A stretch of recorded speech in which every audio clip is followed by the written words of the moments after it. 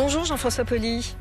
Bonjour. Je vous remercie d'être avec nous ce matin. Direction donc le Kenya qui a un nouveau président, William Ruto, et juste après son investiture, vraiment le lendemain, William Ruto a donc reçu le ministre marocain des Affaires étrangères, Nasser Bourita. Il y a cette information très importante, la révocation donc de la reconnaissance du Polisario. C'est un grand pas en avant pour la diplomatie marocaine, pour le continent.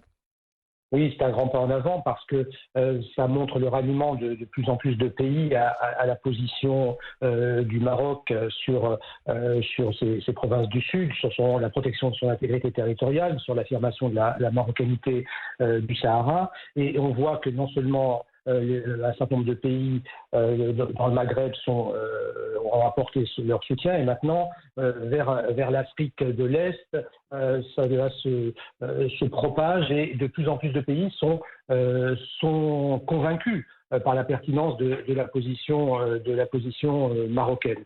Donc c'est un geste fort, c'est un signal fort à la fois pour l'Afrique et pour la communauté internationale. Alors c'est un geste fort, vous venez de le dire, c'était juste après l'investiture de William Ruto. Est-ce que cette annonce était une surprise ou elle tient à la personnalité de ce nouveau président, William Ruto, qui n'a pas les mêmes idées visiblement en la matière que son prédécesseur, Uhuru Kenyatta? Alors, le président Ruto avait déjà laissé entendre qu'il prit cette position dans le passé. Alors, il n'était pas... laissé entendre, oui, effectivement, mais il ne l'a pas fait.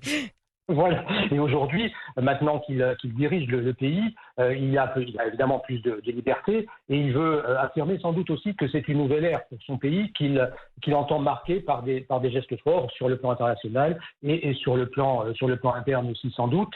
Et c'est quelqu'un qui a des convictions. De toute façon, c'est un homme de conviction.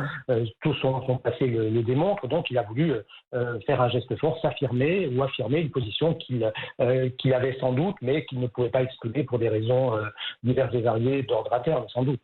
Jean-François Poli, vous le disiez, c'est un geste fort qui peut donner d'autres idées, évidemment, à d'autres pays sur le continent. C'est un repositionnement du Kenya qui pourrait donc en inspirer d'autres. Le Kenya, pays fort de l'Afrique de l'Est, avec plus de 54 millions d'habitants quand même, et un poids économique évidemment très fort. Oui, c'est un pays qui compte en Afrique, et qui peut permettre de faire le lien entre la sphère du Maghreb et la sphère de l'Afrique plus du Sud ou de l'Est. Et donc, il y a un pont qui est en train de se créer, qui démontre que la diplomatie marocaine a agi avec beaucoup d'efficacité, et ça met en évidence aussi le rôle essentiel sur le plan international qui est reconnu, le rôle du Maroc comme acteur important pour toute l'Afrique, non seulement pour le Maghreb, mais pour l'ensemble de l'Afrique plus largement. En tout cas, c'est une décision du Kenya qui s'inscrit dans un véritable mouvement international qui va justement dans le sens du royaume par rapport à ses provinces du Sud. Oui, tout à fait. Le Kenya va dans le sens de l'histoire, puisqu'on sait que les États-Unis ont reconnu la marocanité du Sahara. De nombreux autres pays ont reconnu cette marocanité. L'Espagne, qui était particulièrement impliquée, a reconnu aussi sans ambiguïté, en disant que la seule solution était le plan d'autonomie de 2007 pour régler le différend. Donc, il y a un consensus international qui se dégage de plus en plus, avec l'implantation de nombreux consulats à Darla, à Yaoundé, etc. Donc, de plus en plus de pays vont dans le même sens. Donc, le Kenya a choisi d'aller dans le sens de l'histoire, en quelque sorte. Alors, dans le sens de l'histoire, et un sens qui va vite, je le redis encore une fois, c'était un jour après son investiture, William Ruto. On parle maintenant de partenariat stratégique dans les relations entre les deux pays, le Kenya et le Maroc, dans les 6 prochains mois. C'est pour ça que je dis que ça va vite. Ça, c'est un communiqué commun qui le soulignait hier. On parle de relations commerciales, sociales, de relations dans les domaines de la pêche, l'agriculture, la sécurité, l'alimentaire. Il y a une longue liste. Concrètement, on s'attend à quoi entre le Kenya et le Maroc dans les mois qui viennent? On s'attend à une accélération des relations, un renforcement des relations économiques, un renforcement des relations culturelles. Ça veut dire que le pont politique va se concrétiser aussi par des ponts économiques.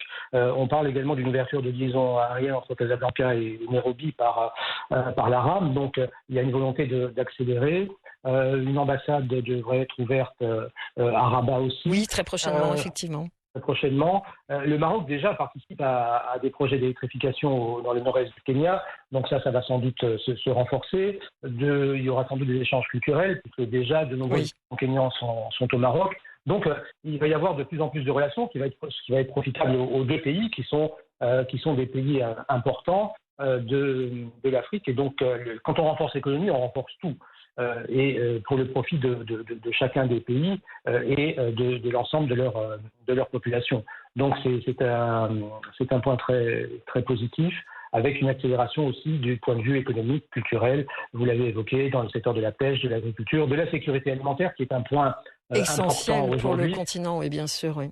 Avec les engrais, avec cette crise qui est en Europe sur les frontières d'engrais. Donc ça, c'est important, ce partenariat pour les deux partenaires. Et ça renforce cette position et ça illustre que lorsque les pays africains coopèrent entre eux sur son palier, c'est profitable à l'ensemble de la communauté des pays africains et à leur population. Bien sûr, et il y a aussi un point fort entre le Maghreb, le Maroc et l'Afrique de l'Est, le Kenya. Ce sont deux poids lourds aussi du tourisme international sur le continent, et on sait qu'il va y avoir des échanges, en tout cas des relations dans ce domaine. Oui, tout à fait. Alors les relations du point de vue touristique, ça va être important, d'où l'intérêt de développer ces relations, ces liaisons aériennes avec Ryanair Maroc et sans doute la compagnie kenyane. Donc ça va entraîner un flux d'échanges profitable aux deux parties et une meilleure connaissance également des populations des deux pays. Et quand on se connaît mieux, évidemment, les choses vont beaucoup mieux, les liens se renforcent, etc.